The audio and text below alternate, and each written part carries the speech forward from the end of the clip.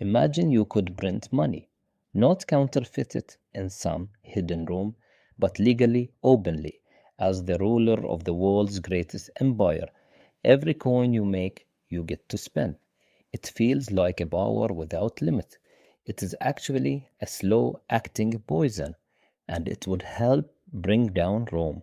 We left off with a promise. A state that controls its money controls tremendous power. Athens aimed that power at ships and saved a civilization, but Rome would aim it at itself. Here is the problem every empire eventually faces. Rome was vast. It had armies to pay on frontiers thousands of miles away. It had roads, temples, grain for the masses, and an emperor's endless appetite for glory. All of it cost money, and money, real silver, was hard to come by. So, somewhere along the way, an emperor's advisors came to him with an idea that must have felt like magic. The main Roman coin was the denarius, a coin of nearly pure silver.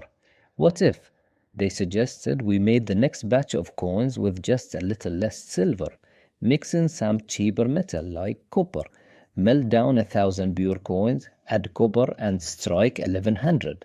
The coins look the same, they spend the same, but now you have 100 extra coin from nothing. To an emperor drowning in expenses, this was irresistible. And so it began. At first, the change was tiny. A coin that was 98% silver became 95. Almost no one noticed. The emperor could suddenly pay his soldiers and fund his wars, and it seemed to cost him nothing at all. But once you start, it is almost impossible to stop. The next emperor inherits the same money problems, and now he knows the secret. So he shaves the silver a little more, 90%, then 80. Each emperor facing his own crisis reaches for the same easy trick. Now, we learned something like this once before, on a beach, watching shells flood a market. When something becomes more plentiful, each piece is worth less. But this time it is different. This time it is not the sea washing and more shells. It is the government itself, deliberately, secretly watering down its own money. And here is the part the emperors never understood. You cannot fool a market forever. The merchants were not stupid. Slowly they began to notice the new coins felt lighter, looked different, tarnished strangely, and they responded the only way they could. They raised their prices. If your coin contains half the silver it used to, then I need twice as many of them for my grain. This is the true face of inflation, not just rising prices, but a currency losing its meaning. The Roman denarius, once trusted across the entire known world, began a long, humiliating collapse.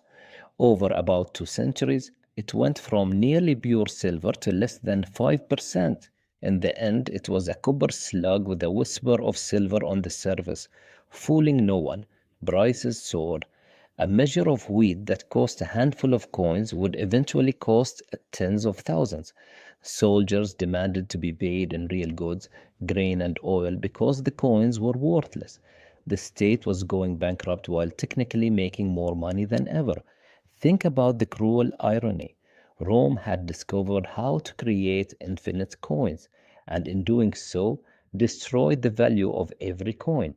They had confused printing money with creating wealth. But wealth is not paper or metal. Wealth is the real things money can buy. And no emperor, however powerful, can conjure grain and silver out of thin air, no matter how many coins he stamps. This lesson has never gone away. It is the exact same force behind every currency crisis in history and every worried headline about inflation today.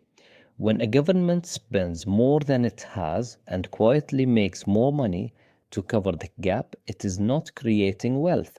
It is only dividing the same wealth into smaller and smaller pieces. Rome had built the greatest coin the world had ever known, and then, coin by coin, it dissolved it in a bath of its own greed. But a shrinking coin was only the beginning of Rome's money troubles. Because when a currency dies slowly enough, something even stranger begins to happen. People stop using money altogether. An empire that had run on coins for centuries was about to fall all the way back to trading grain for shoes. Money itself was about to die. And that is where we go next.